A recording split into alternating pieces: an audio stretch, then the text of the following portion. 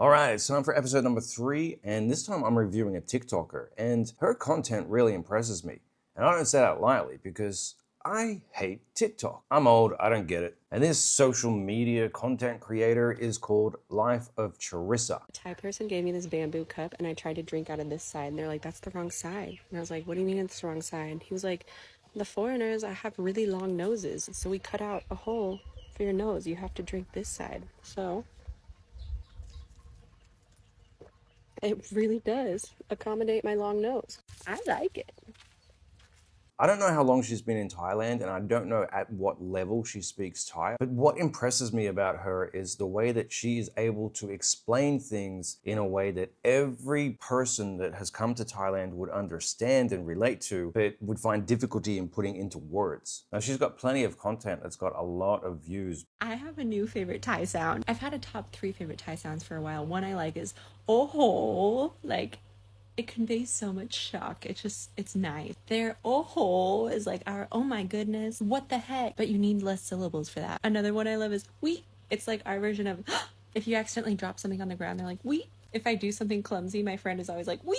I love we. And then I love This is like a way to acknowledge whoever's talking to you in the lowest effort way possible. I love it. It's not polite, so you can only do it with your friends or like people you're close to. You pick up the phone and your friend's talking, you can be like, They're like, hey Chris, I'm like, Do you want to go to the movies?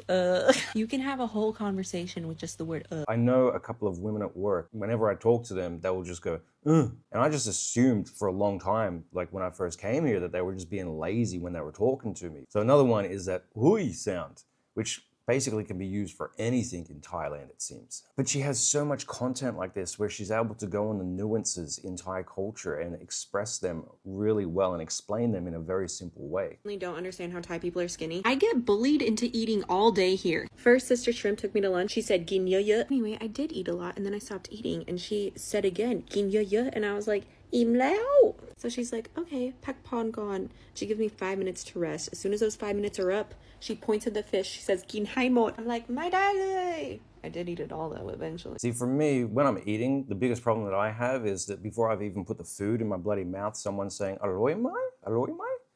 It's like, Jesus Christ, let me taste the food first before you're asking. They had actually never tried bingsu or dessert toast before, so I treated them to it. They loved it. They didn't even have to tell me to gin hai mot because I was gonna do it anyways. After that, Sister Shrimp takes me to Peagot's shop. Peagot gives me control of the aux cord so I can sing karaoke while I'm there. And then for some reason, when you first move here, you find that nearly every single Thai person is a good singer. And then the longer that you stay here, you realize somehow every single person that you heard sing in the first 1 or 2 years were the good singers. Everybody else is as bad as you are. So if you go and do karaoke with Thai people, you'll have like 10 people and maybe 1 or 2 of them will be good singers, but 8 of them will be terrible.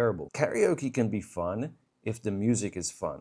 But Thai people generally seem to do karaoke with very slow songs. Even their pop music, actually, a lot of the time, is very, very slow, especially the heartbreak songs. I don't understand why they don't like upbeat music except for dance music. Thai fair games are so interesting. I was honestly enthralled. If you've never seen a Thai fair, then the easiest way to recognize one is you're going to see a lot of LED lights out the front of a temple. A lot of LED lights. I don't know who they get to do the planning for these things or how much they pay them because it looks insane. You will see lights potentially for like 500 meters in both directions. First of all, for only 29 baht, you can make a mini kitchen meal. They had mini quail eggs, mini cooking supplies. I saw 2 European girls with their mini frying pan having the time of their life. All for less than $1. Next, they have this fish catching game, which I'd always wanted to try. For 60 baht, you get 5 paper catchers. This definitely had a learning curve. I realize it's the surface tension of the water that breaks the thing, so you have to carry the fish out slowly. Otherwise, when it leaves the water, the paper will break. But as soon as you get the fish out of the water, it's gonna start flopping around, so you have to immediately put it in the cup. I was honestly getting good at catching the fish by the end without breaking the paper, but I wasn't fast enough with the cup. I've done this with my son before, when he was probably around about 2.5 years old. Oh, it really pissed him off. And I think we ended up buying around about 50 nets for my son. Lesson learned. Next, they have a candle making station. You can pick a little glass cup and fill it with whatever sand and things and items you want. And then after it's perfect, she fills it with wax and turns it into a candle. Anyway, for anyone who runs fairs in the USA, I would like the mini frying pan thing and the candle thing brought to the USA immediately. This is one of the best things about living in Thailand with kids. I mean, first of all, you've got Harborland and Kidzuna. at nearly every single mall that you can go to in Thailand. But then you have so many events and activities and festivals taking place in Thailand for the kids that they can do things like this as well. It's really, really good. If this country didn't have a problem with pollution, then I'd be telling everybody with kids to move to Thailand. Next day, I drive to campus. I get lunch with Dr. Zhao and Nut. Dr. Zhao takes us to an unlimited buffet for only 50 baht. He says, how can they make money? I don't know. Unlimited buffet for 50 baht. Jesus, that looks like a great mix of food. Has anybody got information about like when you eat Thai food and you'll have the cup of rice that's poured upside down and the meat next to it, and when Thai people eat, what they'll do is they'll take, one spoonful of the meat or one spoonful of the rice and eat it that way. But if you mush it all together, like I always do, they say that's eating like a monk. Like Thai people don't eat like that unless they're monks. Why don't you want to mix it together? Like I don't understand why that's a monk thing. The elder ladies ask me to take some photos of them. I say absolutely. I get all the angles. They ask if they can take my photo in return. I'm like, sure. 4 Thai ladies start hyping me up while they take my photos. They're like, pose again. I pulled this number out. They all scream. They were like, how did you learn how to pose like that? They all put their arm up. My confidence was up here. See, this woman has so much fun with it. And one of the main reasons that she's having fun with it is not just because she obviously has like a really outgoing personality, but the language aspect as well. So yeah, I jumped from going from saying like, oh, you don't need to learn Thai to you really should learn Thai. But there's a level of the culture that you will never understand that she can go into just because of her language skills. And before I took it, he was like, "Dong tum naman pung ni nakap." Everyone told me to dun tang plot pie, and I was like, I always do, you guys. I went to Japan when I was 24, and it was the first country that I ever went to outside of Australia. And while I was there, I met this American guy who was living there. We were talking about the idiosyncrasies of Japanese culture and that compared to our culture. And he explained it perfectly well. You may have seen Lost in Translation before you've been to Japan, but if you've seen Lost in Translation after you've been to Japan, you get it. You really understand it. If you wanted somebody to make a Lost in Translation Thai style, she would be the one that you'd want to do it. You guys will not believe the spoils I got at the Thai market so far. Number 1, rubber leaf purse. Made from rubber trees in Thailand. Can you imagine me in like a little flower sundress with a leaf purse? Look, it could fit so many cards and cash. It's so realistic. I'm gonna look like Tinkerbell or something. Number 2, Mini Connect 4. No explanation needed. Number 3, Moodang shirt. Actually, I found this one at a 7-Eleven. It says Moodang. Why say it when you can scream it? I've never understood the Moodang fascination. There is an element of Thai culture where they really seem to get excited at the idea of foreigners showing interest in them. I mean, every single foreigner who's come here understands that concept of being asked a million times of, do you like Thailand? Do you like Thai food? Do you like Thai people? Psoriasis. Next, Kanuno. Also self-explanatory. Can you imagine someone's at my house and they're like, ooh, we should play a game, and then I bust out Kanuno? Number something, a pair of Ray-Dons. Not Ray-Bans. Ray-Dons. Even my first video where I was wearing the Marfu shirt, yeah, when I see stuff like that, I just gotta buy it as well. Me and Daniel also got a Pichawa. We're gonna learn to play it.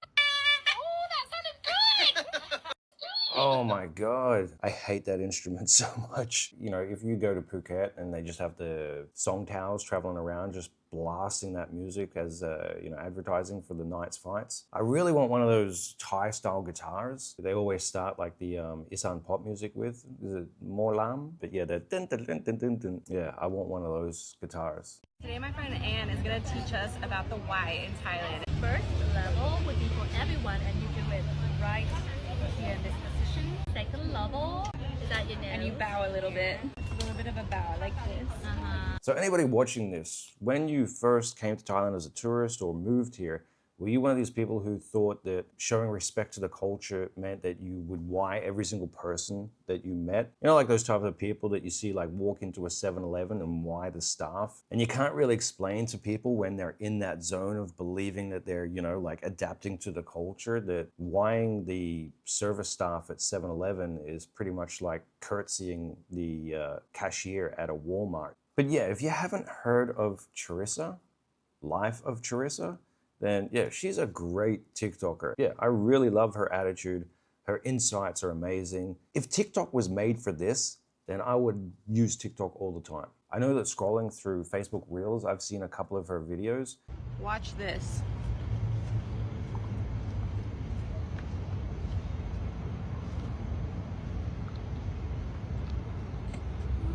A lot of times in Thailand, if the parking lot is full, people leave their cars in neutral, so that way they can park in front of your car, and then if you need to get out, you can just push their car out of the way. So if you see that in Thailand, now you know. I think it was only maybe around about a month ago, I took my kids to the beach with their grandma, and we got there early. When early in Thailand is probably around about like 9 o'clock. And when we parked the car, there was no one on the street. We were only there for around about 2 hours. And when we came back, not only was the entire street filled with cars, but every car was double parked as well. And what happens is, in order for us to get our car out, around about 15 to 20 cars had to be pushed. And that ended up taking around about 45 minutes. But yeah, so Life of Charissa is all over TikTok. She's all over Facebook. I wouldn't be surprised if she's all over Instagram as well. You take a look at the type of content that a lot of people are producing in Thailand. I mean, I'm a perfect example of producing shit content. If you're interested in insightful, fun, energetic content from someone who seems to really understand Thai culture well, check her out. I think she's on TikTok and Facebook with the same name, so you should be able to find her quite easily. Anyway, that's it for today. Thanks, everybody.